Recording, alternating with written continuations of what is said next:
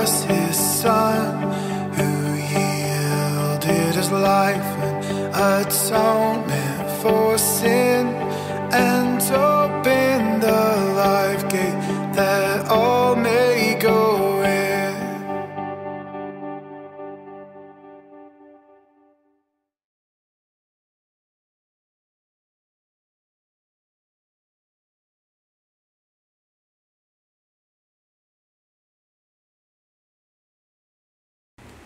Isang mapagpalang araw po sa inyong lahat, mga magulang ko't mga kapatid.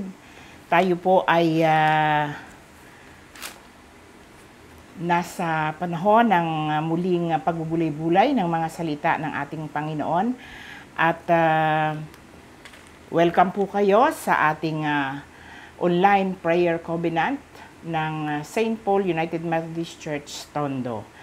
So sa ating pong pagpapatuloy, tayo po muna ay sandaling manalangin. O aming amang makapangyarihan sa lahat, maraming salamat po sa umagang ito na kami ay iyong pinagpala, pinagkalooban mo kami ng buhay at kalakasan. At ang panahon na ito na aming ibibigay para sa iyo, para muli po naming marinig ang iyong mga salita na siya pong magpapalakas at magbibigay pag-asa sa buhay ng bawat isa sa amin. Tulungan mo po kami na maunawaan ang tunay na mensahe na nais mong iparating sa buhay ng bawat isa sa amin. Ito po ang aking samot dalangin sa pangalan ni Jesus. Amen. Sa umaga pong ito, ang ating pagbubulay-bulayan ay matatagpuan sa aklat ng Unang Samuel, Kabanatang 2, talatang 1 hanggang 10. Ito po ay karugtong ng ating devotion mula po noong Lunes at kahapon. Ito po ay panalangin ng pagpupuri sa ating Panginoong Diyos na binanggit po ni Hana. Bakit po ganito na lamang ang kanyang pagpupuri sa ating Panginoon? So kung atin pong natatandaan ang mensahe ng ating devotion nitong nakaraang 2 araw, no, na nasa kwento po at atin pong napag-alaman ang naging buhay ni Hana. At paano po niya ito hinarap at yung kanyang panalangin sa ating Panginoon.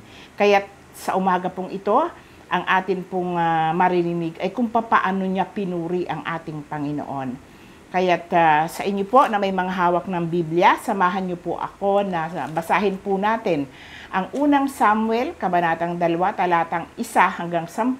Pero ito po ay may kahabaan, kaya't ang babasahin ko na lamang po ay yung unang 2 talata, na ganito po ang sinasabi. Ganito ang naging panalangin ni Ana: Pinupuri kita, Yahweh, dahil sa iyong kaloob sa akin. Aking mga kaaway, ngayon aking pinagtatawanan, sapagkat iniligtas mo ako sa lubos na kahihiyan. Si Yahweh lamang ang banal, wala siyang katulad, walang ibang tagapagtanggol liban sa ating Diyos. Dito po sa panalangin ito ni Hana, maaaring mag-isip po tayo, bakit ganito na lamang niya pinapurihan ang ating Panginoon? Sa mga hindi po nakarinig nung ating devotion nitong nakaraang 2 araw, gusto ko lamang po na ipakilala sa inyo, sino po ba si Hana? No? Si Hana po ay naging asawa ni Elkanah na nakatira po sa Ephraim, mula sa sambahayan ni Tohu at mula sa angkan ni Suf na Efrateo. Dahil po ang unang asawa niya ay si Hana, nakapag-asawa pong muli si Elkanah na nagngangalang Penina. Dito po siya nagkaanak. Kasi po nung araw, pag hindi po nagkaroon ng anak ang mag-asawa, pwede pong mag-asawang muli, no, ang lalaki at maghanap ng iba. Kaya ganito po yung sitwasyon. Dahil ito pong si Ana ay hindi nagkaanak, no, Ganun na lamang ang pangungutya sa kanya ni Penina. Kaya sa tuwing sila ay pupunta sa bahay ni Yahweh, sumasama ang kanyang loob. At siya'y nalulungkot, no, umiiyak. Pagkat si Hana ay nasa ganitong sitwasyon, no, idinudulog niya ito sa Panginoon. No, lagi po niyang ipinapanalangin dahil alam niya, kilala niya ang Panginoon sa kanyang buhay na ang Panginoon lamang ang kanyang malalapitan at mapagsusumbungan. No, at minsan nga, nang sila ay nasa Shilo, matapos silang kumain, nagpunta siya sa bahay ni Yahweh at doon siya nanalangin. Pinagmasdan po siya doon ni Eli na nung panahong iyon, si Eli po ay isang pari, no, na doon sa nakita niya na ginawa ni Hana, na pinag-isipan niya pa itong lasing o nakainom. Dahil nung kanyang pinagmamasdan, taimtim itong nananalangin at ang gumagalaw lamang sa kanya ay yung kanyang labi. No? Hindi niya po naririnig kung ano yung kanyang ipinapanalangin. Kaya't lumapit po siya at sinabi ni Eli ng pari na ito kay Hana na wag siyang mangamba, no, at wag siyang maglalasing, no, wag siyang maglalasing at iinom. Pero ang sagot po sa kanya ni Hana, hindi po ako lasing, hindi po ako masamang babae, sana huwag niyo po akong pag-isipan ng ganoon. So bilang pari, nang mapag-alaman niyang idinudulog ni Hana sa Panginoon ang paghihirap ng kanyang damdamin, sinabi sa kanya ni Eli na ipanatag niya ang kanyang damdamin at umuwi na siya at ang Diyos ng Israel ang tutugon sa kanyang panalangin. Kaya't ang naging tugon ni Hana sa pari ay magkatotoo po sana ang inyong sinabi. Lubos ang kanyang paniniwala na patapos niyang ilagak sa Panginoon ang kanyang mga dalahin, buong pagtitiwala niya na kikilos ang Diyos sa kanyang buhay. At mula po noon na matapos siyang mailagak sa Panginoon ang kanyang dalahin, no, nagbalik sigla po siya at nakakain muli.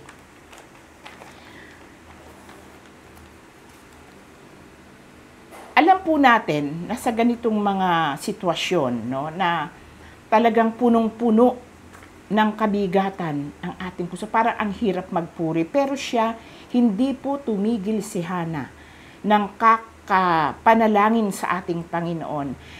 Buo pa rin ang kanyang pag-asa na tutugunin ng Diyos ang kanyang panalangin. Kaya nga po noong siya ay nagbuntis, no, at naipanganak niya po ang isang batang lalaki na pinangalanan po niya itong Samuel, na ang ibig sabihin, hiningi ko siya kay Yahweh. Meron po siyang panata noon na pangako sa ating Panginoon na kung siya ay bibigyan ng anak na lalaki, dadalhin niya ito sa bahay ni Yahweh, no? At habang buhay na maglilingkod sa ating Panginoon. So sa nangyayari pong ito sa kay Hana, pinapupurihan niya ang ating Panginoon, no, dahil sa kanyang kadakilaan at kapangyarihan. Inihayag niya ang kanyang pasasalamat sa lahat ng ipinagkaloob ni Yahweh sa kanya. Ginawa niya na ipagtanggol si Hana at iniligtas siya sa lubos na kahihiyan. Pinuri niya si Yahweh sa kanyang panalangin na siyang may kapangyarihan na gawin ang lahat ng bagay. At ibig sabihin, walang bagay siyang hindi magagawa. Kaya dito po sa kwentong ito, no, yun pong pasasalamat at pagpupuri ni Hana sa ating Panginoon ay hindi lamang sa tinulungan siya, no, ginabayan siya ng Diyos kahit sa panahon ng kanyang kabigatan.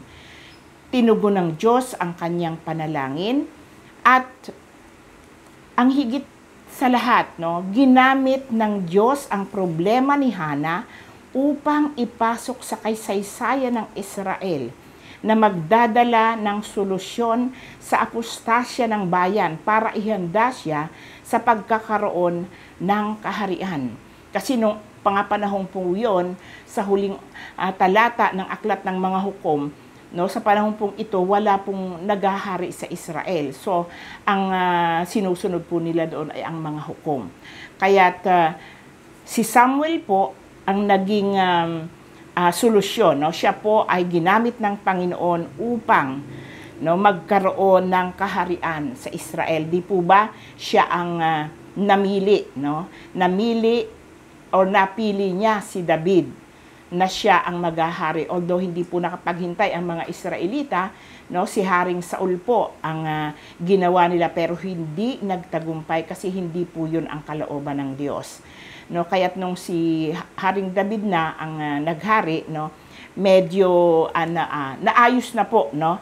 Naayos na ang kalagayan ng Israel dahil meron na silang hari, no, na nangunguna sa bayang ito, kahit hindi po pinabayaan ng Diyos. Nandoon ang kaniyang pagkalinga, no, at pinaramdam po ng Panginoon na sa panahong ito na tunay nga na si David ang kanyang itatalaga, kasi nakita po natin yung pagtatagumpay naman ni David sa kanyang pagiging hari. Kaya dito po itunuturo ng mensahe sa atin, sa talatang ating pinagbubulay-bulayan, na sino mang nagtitiwala sa Panginoon ay kanyang pagtatagumpayin, papatnubayan at tutugunin ang pangangailangan.